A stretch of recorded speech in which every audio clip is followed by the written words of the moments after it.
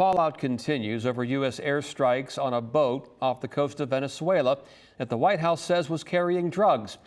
The administration stands by a second strike on that boat that killed survivors. Now, this is part of the ongoing operation targeting drug trafficking boats in the Caribbean.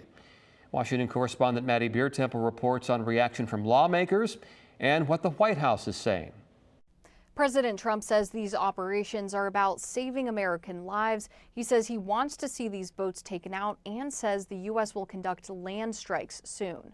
Defense Secretary Pete Hegseth is defending U.S. attacks on boats off the coast of Venezuela believed to be carrying drugs. We've only just begun striking narco boats and putting narco terrorists at the bottom of the ocean. But the first of those boat strikes, September 2nd, is now under scrutiny. A recent Washington Post report alleges Hegseth issued a verbal order to kill everyone on board, which Hegseth disputes. After the initial strike left survivors, an admiral ordered a follow-up strike. Admiral Bradley made the correct decision to ultimately sink the boat and eliminate the threat. It was the right call. We have his back. The president says he stands by the Pentagon. I still haven't gotten a lot of information because I rely on Pete. I didn't know about the second strike. I didn't know anything about people. I wasn't involved in it. Lawmakers are questioning that September strike. And let me be very clear.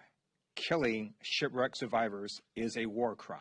California Democratic Congressman Ted Lieu and even some Republicans have concerns. I'm very, very concerned about an order that would say kill them all. House Speaker Mike Johnson urged people to reserve judgment until all information is out, but says secondary strikes are not unusual. It has to happen if a mission is going to be completed.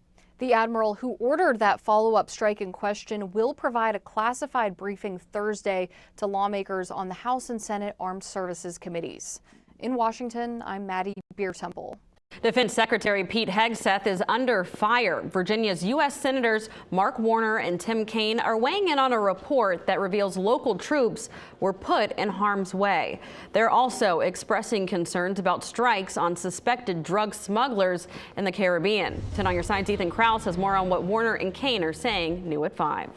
Yeah, Aisha, Senators Warner and Kaine tell me that they're seeking transparency as well as congressional oversight regarding strikes carried out in the Caribbean on September 2nd, as well as rising tensions in Venezuela.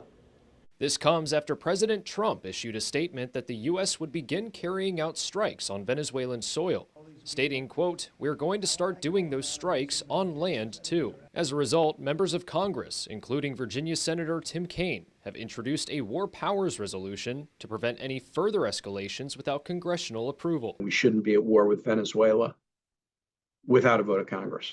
If the president thinks we should do a land invasion of Venezuela, or if my Republican colleagues think we should do one, then they should bring an authorization for that military force so that we can debate it in view of the American public. Meanwhile, Senator Mark Warner weighed in on the Inspector General's report that during strikes against Houthi forces in Yemen, Defense Secretary Pete Hegseth shared classified information in a Signal group chat, possibly putting Hampton Roads-based pilots in danger. His actions potentially put pilots in harm's way. Don't believe me, believe the Inspector General. The emails, they cite the time of when the strike would take place. They cite what were the targets. If the bad guys had gotten that information, we could have lost pilots. Following conflicting reports surrounding the September 2nd strikes carried out in the Caribbean, both senators called for transparency and accountability going forward. I want to hear, was there one strike, two strikes? There's been some reports there were up to 4 strikes. If the administration had simply come clean with the unedited video from day one, this could have been cleared up. Here's my message to Virginia families. I'm going to do everything I can to stop the U.S. from waging war in or against Venezuela. I think it would be a catastrophic mistake for us to do this. Now, Senator Warner said he'd be meeting with U.S. Navy Admiral Frank Bradley, who allegedly ordered one of the strikes in the Caribbean, to get answers on what exactly took place on September 2nd. Live in studio, Ethan Krause, 10 on your side. A Norfolk-based Navy ship played a role in the Coast Guard seizure of an oil tanker off the coast of Venezuela. Now, Virginia lawmakers are pressing Congress to declassify the mission's details. 10 on your side's Michael Rinker has more. After the U.S. seized an oil tanker off the coast of Venezuela, Virginia Senator Tim Kaine took to the floor of the Senate to denounce all military operations in that region, and he pleaded for more transparency on what's going on. Our tensions are escalating, and the Senate is asleep on this matter. After weeks of deadly airstrikes on alleged drug smuggling boats, the U.S. has now seized an oil tanker off the coast of Venezuela. Carried out by the Coast Guard with the help of the Navy's USS Gerald R. The tanker carrying 2 million barrels of heavy crude oil, now in U.S. control. It's all part of a mission Virginia Senator Tim Kaine condemns. Numerous warnings and indications from this floor, but also from the United States military leadership and our allies, that the war is illegal. The strikes have resulted in dozens of deaths and are being carried out by teams that consist of Virginians. And many Virginians are deployed on the carrier strike group in the Caribbean, and their families are asking us about the legality of the mission, how long it will last, what is it designed to accomplish. That information largely unknown by the public, much of the details remain classified. Senator Kaine questions why it can't be public knowledge. If you're doing something you're proud of, you wouldn't need to hide it. If you're doing something you're proud of, you would be glad to have committee hearings and share the story with the American public. Senator Kaine also sponsored a bill that would pause any future funding for military operations near Venezuela. Senator Kaine says that bill was blocked by Republicans. Michael Rinker, 10 on your side. We start this morning with breaking international news. The Associated Press reports that the U.S. has hit Venezuela with a large-scale strike and says its leader, Nicolas Maduro, has been captured and flown out of the country. This comes after months of increased pressure by Washington. It was a nighttime operation that President Donald Trump announced on social media just hours after the attack. Venezuela's vice president appeared on television stating that the government doesn't know where the president and his wife are after U.S. forces captured them. We are anticipating that Trump will hold a press conference at 11 o'clock. We will have much more on this breaking news later in the show, as well as at WAVY.com. Well, residents in our area, originally from Venezuela, reacting to this historic news. 10 on your side's Angela Bohan spoke with some of them and shares their feelings. Here off Pleasure House Road in Virginia Beach, inside this Venezuelan restaurant, the emotions were raw just hours after learning the news that U.S. forces had captured President Nicolás Maduro. We're so excited. We're really grateful for what's happening. This is the best thing that can happen to Venezuela right now. This Venezuelan native, now living and working in Hampton Roads, didn't want to be identified, but she wants everyone to know what a momentous day this is for her home country. And while some are celebrating, they know it's a work in progress. The bad part is that I don't think that anything is going to end until they take all his people. President Donald Trump vowing the U.S. will run Venezuela until a transition of power can take place. Fabian Quiroga is originally from Colombia and has been watching the news closely. It's hard to believe because Maduro was the president for a long time, but it was not the right one. The strike comes months after U.S. military buildup in the region. Norfolk-based ships were directly involved in Maduro's capture, something that didn't surprise Quiroga. What do you hope will change? I think everybody is expecting a different kind of leader, a leader who cares about people in Venezuela, who cares about their economy. So do you think this would change things for you as far as wanting to go back and visit Venezuela? I would love to visit my country one day. I don't think that right now or soon is going to be the best time, but I would love to do it. I'm really excited for all my friends, for all my co-workers, for their families. And I hope this is going to be the beginning for a new life, for a new chapter. He says a memorable way to start 2026. In Virginia Beach, Angela Bohan, 10 on your side. And it's that military action Saturday in Venezuela that has raised the red flag for some members of Congress. While some lawmakers were for the attack that led to Maduro's capture, others say it's overreach by the Trump administration. 10 on your side's Angela Bohan has that part for us tonight. Angela?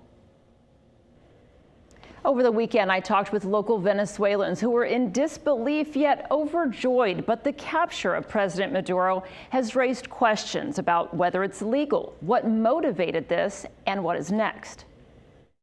Virginia's congressional delegation is sharply divided over the capture of Venezuelan President Nicolás Maduro. If any country can go in and extract a leader of another nation simply based upon the presumption that they broke our law, what would then stop Vladimir Putin from saying, well, Zelensky broke Russian law, so he can go take him out? This is well within his jurisdiction, and I 100% support it. There is no need to inform 435 members of the House of Representatives and 100 senators. Congress leaks like a sieve, which puts my military men and women in grave danger. As lawmakers return to Washington after the holidays, Senator Tim Kaine has vowed to force a vote this week to block further military action against Venezuela without approval. I will be voting for that resolution, and I'll be anxious to see so many of my Republican friends who'd been quietly issuing concerns about the buildup, about the strikes on the so-called drug boats. Will they find the courage to actually vote their convictions and what they've said privately? Time will tell. Many questions remain, like how involved will the U.S. be in Venezuela? President Trump has said the U.S. will run the country temporarily to ensure stability. Will it take time? Yes. I think next steps, we are looking for free and fair elections to be held so we can put leadership in place and good policy in place. And does that mean we're going to run Venezuela for 2 to 3 years? Is that what the American people signed up for? I don't think so. And both sides are praising our military for their swift actions, including sailors based here in Hampton Roads. We know USS Iwo Jima, homeported in Norfolk, transported Maduro and his wife after they were captured. Angela Bohan, 10 on your side. In Washington, top lawmakers were divided as they left a classified briefing last night on Venezuela. Trump administration officials met with them for more than 2 hours. Kristen Eskow shows us more. We've heard from a few of the lawmakers who were in the room for that classified briefing, including House Speaker Mike Johnson and Senate Minority Leader Chuck Schumer. And as they left, Republicans praised the Trump administration's actions in Venezuela and said they don't believe we'll see further U.S. military involvement going forward. But Democrats painted a different picture. They say they're concerned there's a lack of planning for Venezuela's future and there could be potential for extended conflict. Members of President Trump's cabinet, including Secretary of State Marco Rubio and Defense Secretary Pete Hegseth, met with top lawmakers behind closed doors Monday night, days after the capture of Venezuelan President Nicolás Maduro. This is not a regime change. This is a demand for change of behavior by a regime. After the classified briefing, House Speaker Mike Johnson said the U.S. is not occupying Venezuela and added he does not anticipate U.S. troops in Venezuela going forward. We don't expect troops on the ground. We don't expect direct involvement in any other way beyond just coercing the interim government to get that going. But Congressman Gregory Meeks, the top Democrat on the House Foreign Affairs Committee, says he doesn't believe military involvement has been ruled out. He has the option of putting troops on the ground. He's not going to take anything off the table. This is what the president has said. So I don't think that there was anything that was said differently. Meeks and other Democrats say they're concerned the Trump administration doesn't have a plan for what comes next in Venezuela. Their plan for the U.S. running Venezuela is vague, based on wishful thinking, and unsatisfying. Speaker Johnson says a briefing for all House lawmakers is set for Wednesday. We're also expecting a briefing for the full Senate this week. In Washington, I'm Kristen Eskow.